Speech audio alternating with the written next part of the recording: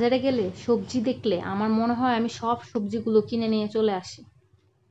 আমার সবজি দেখলে এত ভালো লাগে যখন আমি রিক্সায় কোথাও যাই, মানে সবজির ভ্যান গাড়িগুলো যখন দেখি, দোকানগুলো দেখি, আমি জাস্ট তাকায় থাকি যে যদি অনেকগুলো কিনতে পারতাম, এখানে এটা দাঁড়ায় কিনতে পারতাম। বাট আমার হাজব্যান্ড তো একদমই পছন্দ করে না রিক্সা থামায়া কোনো কিছু কিনার, সেটা আমার হয় না।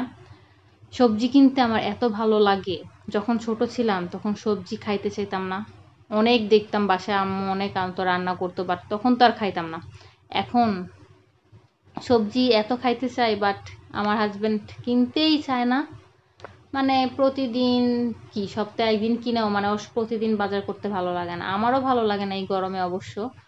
তাই আজকে আবার যায় অনেকগুলো সবজি কিনে নিয়ে আসছি। এগুলো ভালো করে কাইটা দেন ফ্রিজে রাখবো।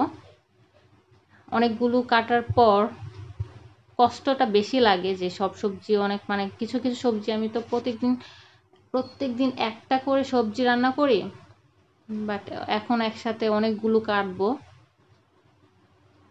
তারপরও ভালো লাগে সবজি, বাট লতিটা কাটতে অনেক কষ্ট হয়, এটা কাটলে আমার মাথা ধরে যায়।